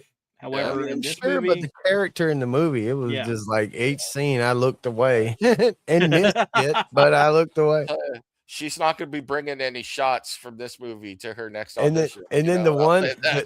the captain, you know, he's like evidently Asian, and you could tell that he put on a fake Asian accent. It's like he's obviously ethnically Asian, but he's putting on the rah rah rah rah rah rah rah rah accent. Oh no! He probably speaks better English than we do. And so he's putting on the fake Asian accent. It's like, what? Come on. Just let him I'm talk flashing normal. back to that scene from the Christmas Story now. Yeah, like just let him talk normal. Don't get all right. You got to speak in Asian. space, everyone's, Yeah. And then I don't know. the medical thing was like completely in Chinese. Like you had no Yeah. idea what it was saying. Like ding dong, sing gong, bang gong, or whatever. I was like, what Yeah. the hell? It was definitely weird, but I was like, what? it would be cool to have a piece of equipment like that Hell, would automatically yeah, stitch bro. you up. Mm-hmm. Like you think got they're a giving you broke little arm. anesthesia before it like sticks a damn scalpel in your brain or something. Oh yeah. Well, I It mean, was it's reaching its you know, entire arm up in there to grab that thing out. think about it. If you were outside working and broke your finger, and you could just go inside, like, give me the medical box, open it up, plug it up, and just deep doop doop, and lay back, and then all of a sudden your finger's fixed. Man, what the hell? That'd be awesome. I'm not complaining. I'm just saying, man, if you're gonna spend all that money, put a little drugs in there too. You know, that's well, there was that weird needle with the yellow goo in it, whatever that was. Well, they kept putting those patches on too. What were those patches? So yeah, see, and they never even gave us those were pain context. patches that was like dulling the senses or something. like I don't know, man, because they like lit up and yeah. And then that one part where she takes them off, but it shows her ripping her whole neck off. But then the next scene, she's fine. And I'm like, what the? Is that what it made her see? Because I think so. I think that was a weird memory type thing. But again, I don't know. I ripped her whole neck off. No rewatch. context, but she's going to take the patches off and rips her neck and it just bleeds out. And it's all gross and shit. There are parts of this movie that reminded me of this movie. I don't know if you guys have seen, called Jacob's Ladder, which is all about this guy who's on drugs and going insane. You know, so the whole movie is just, you leave it going, man, I think I need to go into therapy after watching that. Bro, the only movie I know of that's like that is actually a really good movie called Requiem for a Dream. Oh, that's a good movie. That movie is wild. Yep. Yeah, I've never seen it, but I'm Is it my fine turn? with not seeing it. Yes. Yeah, go ahead. All right. So I'm going to start off. I will start off at a 2.5. It's a mixed feeling, flawed but worthy, modern, and insightful. Now, I really like the look of this film. Well, first off, I like the setting. So I really like what they did. Like I write science fiction from time to time. So I like everything they built up. I like the look of it. It seemed consistent. I like everything they did with that. It all seemed really cool. And from a science fiction standpoint, so that's bumping up a 0.5 star for me. And then I think the movie is technically beautiful. Yeah. Absolutely beautiful. But I can't give it a 3.5. It doesn't qualify as a 3.5. So once again, I'm chickening out here and I'm going 3.25, a 3.25. It's not a very good movie, but I will give it a 3.25. I'll go as high as 3.25 for this movie. Yeah. So. Well, it brought me up from a 2 to a 2.5 because of the fact I found out it was an indie film. Yeah. And when I think back on it, like the visuals, some of the visuals were just cool as crap, man. They were cool. It was like, that was cool. You know, and some of the horror parts, like with the dude that chases him in the thing, and then you find out he bashes his head in with a pipe he ripped off the wall. Like, yes. Like, yeah, you know, and then when stuff he like suddenly that. grows like tentacles out of his body and everything. And okay, now back to the bad guy. Once you meet the bad guy and he's like in his true form, quote unquote, he's just like sloppy and glumpy. And I mean, he had a whip tongue and then he gets a whip arm, but it was just like goopy and just not really. very and I think that's because Lovecraftian. it was It could have been so much more sharp and like, I don't know, like a damn dragon looking it's thing that because jumped down. it was a practical suit, you Yeah. know. So in a whole movie that is the CGI, and you've wasted your budget because 15 million doesn't go a long way in today's dollars, and Yeah. then you need to have somebody build a suit and put somebody in it, that costs money. So, to get somebody to like, and then you could also tell, I don't know if you guys saw it, like I've been doing like the special effects stuff for a while and looking at and covering it and everything. You Yeah. could tell a couple times that the suit ripped. You could see Mm. where they repaired it and stuff. If you go back and watch the movie, so Right. It it's was like, just to me, it was like lackluster on the when you finally any it's an movie. indie movie. So I get it. And that's like I say, that gave me a lot more respect for it. That's an indie movie. But in any movie, when you, especially like a horror or science fiction movies, stuff like this, when you meet the bad guy and then you have to fight the bad guy, he should be an absolute badass. Mm. You should end up turning around and being the underdog that has no power or whatever, that ends up beating this whatever homunculus thing that's just unbelievably awesome. But no, it's just like a globulin octopus looking. well, I can honestly say Whatever. if this movie didn't have the ending it did, it would probably be 3.5 or I even agree. 3 I agree. The for me, ending so. let me down so bad because I just knew it was going to be like the aliens thing, to where Ripley brings the alien back with her to the As much ship. as it was screwing with my head, and I was like, where the hell are we in the timeline and everything else? I was like watching it going, I'd watch this again. I'd watch it a couple times, figure it out. And then the way it ended, I was like, well, F this movie. I'm out, man. Yeah. Right. I mean, I would probably still watch it again, like for context, just to be like, all right, I know I missed some shit. I know I missed some stuff in this movie, so I need to watch it again just for my own closure. Yeah, but it would help. It'd be awesome if I could find somebody to watch it with me. But that ending though, and I'm sorry, Mrs. Yoke, I'm gonna be a little crude here. That ending would be like slamming my dick in a locker over and over again, and having to go through all that, and then just get to that ending again. Horrible. I agree. I mean, it was. Here's the thing, though. I don't think she had it on the ship. So that's the thing, though. You get mixed feelings with. That's why I gave it to her, the mixed feelings things, because different people like, I think she was completely clean of it and she got away, and other people like, ain't no way that advanced being just let her get away that easy. What's some kind of box robot thing just ripped it out and that's it? Nah. We're running out of time. We still got to give Dustin to let do his review, but I got a question for you, Dustin, real quick. Yeah. Let's say that thing isn't on the ship. Well, then what's her ending? Because she's going to get up there and just live the rest of her life on the space station until she dies. And what happened to Earth? Like, I even put in the theory that maybe Ash was Earth at one point, and the only humans left are hovering over the Earth trying to figure out how they fucked up with creating this. Well, they had communication back to Earth. That's what he said, but that was the thingy. That was eventually you find out that was the thingy, being the other guy telling her what she wanted to hear. I thought that they said that there was no way they'd ever get back to Earth because they're so far away, and they went on the mission. Yeah, they went on the mission to save Earth. Like, somebody's going back, but it ain't gonna be us. It's funny is that this movie is basically the movie Interstellar gone horribly, horribly wrong. That's what this movie is. Or like Prometheus, to where they go and they know they're probably not coming back. They just want to go get some context, and then the last man standing, which was the mother of the alien, ends up going even further into space. She don't go back. She's got the choice to go back, but she don't. She can't. This character reminds me of that, to where she just wouldn't leave the shit alone. She quit poking the damn bear. Now I have a fan theory about this movie, because you had the big circular, main ship, and then you got the ship that separated out. This is a side story for Interstellar. This is a crew that left Earth. This is Interstellar too, man. They went to the wrong planet, and you'll never hear from them again. All right, now I'm convinced. I like the movie more now. In my head canon, That's what I'm saying. The this more I movie keep is talking about it, Interstellar of the universe.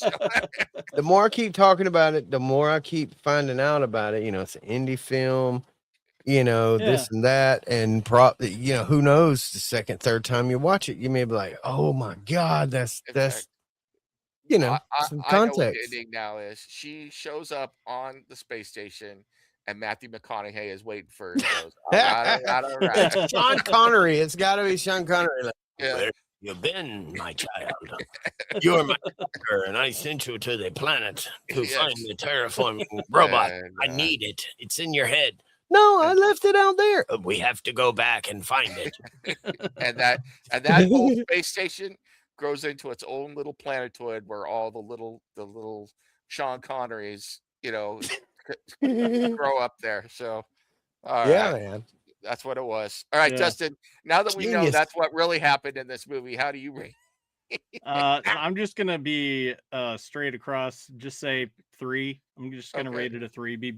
Be boring a little bit, because I mean, I don't think that she still had it in her head. I don't think it was on the No, ship. no. I Okay. think probably what's most likely is that she's just gonna die up there, and despite your headcanon, and it was probably just showing her what she wanted to think, and Yeah. that, you know, oh yeah, everything's fine, you're good to head back home or float up in space or whatever. Yeah, who knows? Yeah. I'm in one of two camps, right? First camp would be, it was like the serpent in the Garden of Eden. Like, oh, you'll be so much more, you'll be so much better. And then she just goes over there and dies because now you know, and now you're dead. Yeah. Or she could have brought it back with her, showed up to a bunch of people, and or not, maybe not brought it back with her, but the thing like planted a seed of some sort, like a little tracking device or something where it could find her later or something of that sort. Well, see, You that's know, my other question. Remember when the thing was taking it out of her head? It took one out, but then it took a second one out, right? It was like, well, if it took two out, if they are already multiplying in there, man, how many does she have in her? So, Yeah. you know, who one of the knows? wildest scenes is when the Breaking Bad guy walks up to her, and now he's the entity to her. Yeah. And Yeah. he's like, I want to show you. And he sticks his fingers in her little wound on the Yeah. side of it and just, I was like, Although yes. I will Oh. say before, you know, now that I'm interrupting Dustin again, and I'll let Dustin go. One of the creepiest moments of this movie was when that thing gets taken. The two things. See, there's a question for you. It took two things out of her head. Now, Yeah. one of them went into the dead guy and resurrected him, and that was creepy as hell when he like Yeah. came back to life. Where did the other one go? Did Yeah, it see, go? I wasn't sure. I thought maybe it got sucked into a tube that got put away, but I didn't see where. They never showed where Yeah, it went. yeah. It's like I don't know. I don't know where it went. It's like, But it did they clearly both has to go? have a Did they? host. Yeah, I guess. It's like the Venom. That's what I'm saying. It's like a cyborg Venom. Like instead of like a organism, it's more like a, I don't know, man.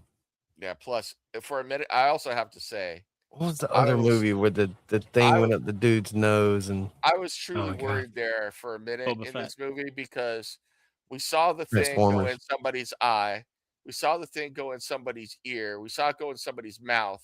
We saw it go in a head hole. For a minute there, I was like, we're running out of holes. And if it goes to other holes, Well, that's why I chose. I'm That's checking why. out of this movie. So, That's why I chose her. She was a hot one. I'm I pretty was sure like- it went up the urethra of another dude that was unconscious and practically Yeah, dead on the ground. well, we didn't It- see that. It Thank goodness. resurrected him faster because, you know, Maybe the second grabbed one life went up by the balls, so to speak. the bunghole. I was just like, but I'm just saying, each time we got a different hole, and I was like, we're running out of orifices here. I was like, I don't need to see any more. You know, I'm done.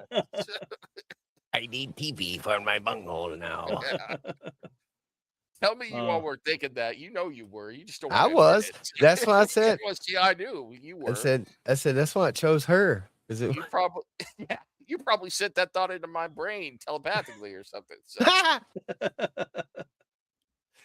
Oh yeah.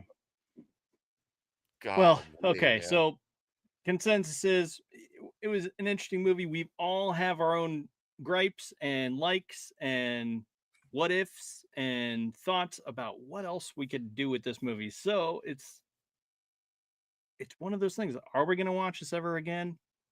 I imagine at some point we will, at one point or another. You know why I'm giggling now? Why? I know the part that's going to get clipped for short by Pops is me saying we ran out of movie before we ran out of holes, you know, or something like that. And forever that's going to be on the shorts, and my wife is going to be like just shaking her head at me. Look, I'm looking over at her right now. If you run out, look, if Shake you your run head. out of holes, just change hands. It's fine.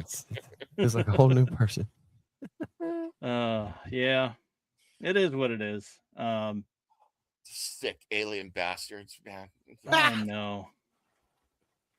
Speaking of aliens, and what do we want to watch next week? I didn't schedule anything this time ahead of time, Aliens like I theme. did this movie, but it doesn't have to be alien thing. We can do whatever. Alien If there's themes. a I movie want that you've seen, Prometheus. I don't know if y'all seen it, but yeah, I've fire. seen it. I think Damn we it. should watch that horrible Vampirella movie. That's what I think we should watch. Vampirella. Yeah. No, I think that is its own thing. We can't review that. That is a movie we got to get drinks or whatever and just roast the movie the whole time. Yeah, for sure. Let's see. Let's go ahead and cruise Tubi here for a minute. I'll pull up the screen, and we can sort of take a vote. Unless you have a show to go to, don't you? I don't. For me tonight? No. Yeah. Okay. No, I don't. I'm good. Ryan has a show tonight, not me. So. Okay. No, I'm good till tomorrow at 1 o'clock Eastern. So. I'm good till tomorrow at 1 o'clock Eastern. Me and Java's doing a show. Yeah, man. We're going to roast some movies. We're going to have saxophone players. They're going to be highlighted tomorrow, 1 p.m. Eastern until about 6 p.m. Eastern. We'll play a bunch of saxophone players, like from everything you can imagine. Saxophone. Plus roasting some movies, funny clips. Yeah. Shameless plug. Yeah, there you go. Well, it's we got to get what we got to get. Let's see. There was also something on HBO. I could tell you the worst Tubi movie I ever watched, where I had to interview the cast and crew and try not to tell them how bad it was. Titanic 666. Oh boy. I don't want this. You know how hard it is to sit across from someone and you're interviewing them and they're all proud of their movie and they're like, this is the worst shit I've ever seen in my entire life. But that's my problem nowadays. I can't shut the fuck up when stuff like that's happening in real life. I'm just like talking. They're like, shh. I'm like, God damn, I don't know how to. Yeah. So I end up leaving halfway through because everybody's like, God, he won't shut up. All right, so we could watch Into the Blue. Let's see. I've seen that. I've seen Prey. Yeah, same. Yeah. Prey. Do we want to watch random things? What is Captive? The hell is Brickleberry? Oh, it's a funny that's animated okay thing. It's pretty funny. Yeah, I didn't say play. Okay, here we go.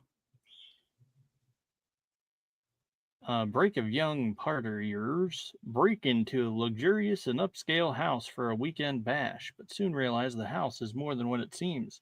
They uncover a vampire being held captive in the basement. Wow. Huh. The Witch Revenge. Do we want to watch another scary set of movies, or do we want to mix it up with something like comedy or something? Mix it.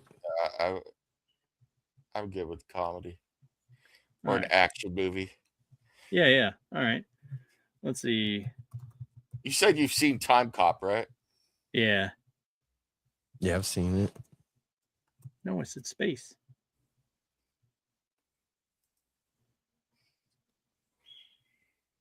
I am rage. Do justice.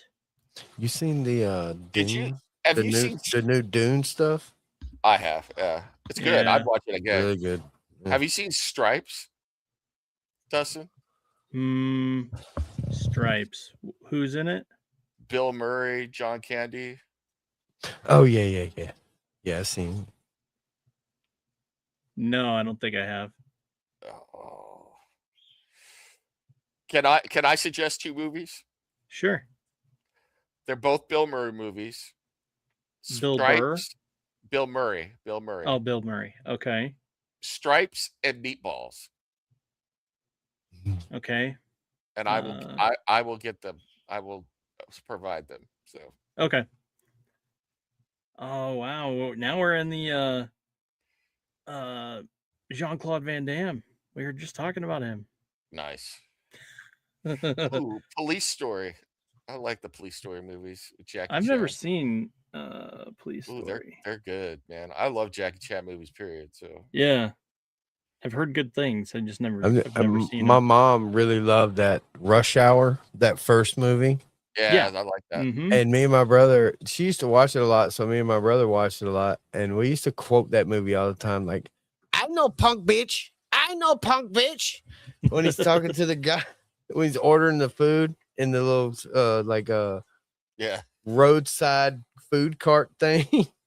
Do you understand the words that are coming out of my mouth? Oh God, Yeah, there's that's- a funny movie right there. Top That's the Secret. funny. Never that's touch the- a black man radio. Go up. Go scroll up one. We could watch this too. Top Secret is hilarious right there. Oh, secret. Yeah. Val Top- Kilmer. This. Yeah. That is hilarious. That is an absolutely hilarious movie. Top Secret. What's it about? Shh, don't tell. Yeah. That You have to top watch secret, man. It's good stuff. It's like I a feel like- commando spy on a mission, but it's like totally crazy. It's like, yeah, there's some stuff in there. It's like scandalous. It's so funny. Well, okay, so just send me the we'll go with your movies. Just send me the which ones they are, so that way I can make posters and do all the things I need for it. What do you need? You just need the movie posters for it, and do you need the description? Just the title. Okay, So that way I can look it up. I'll do it right after we're off the air. Yeah. So All right. Well, what movies were they next week again? Stripes and Meatballs. Stripes and Meatballs. is about joining the army. So Mhm. and Meatballs It's about is meatballs. about a summer camp. No, it's a summer camp. So, They're yeah. both hilarious. I've seen them, but it's been years and years and years since I have seen these movies.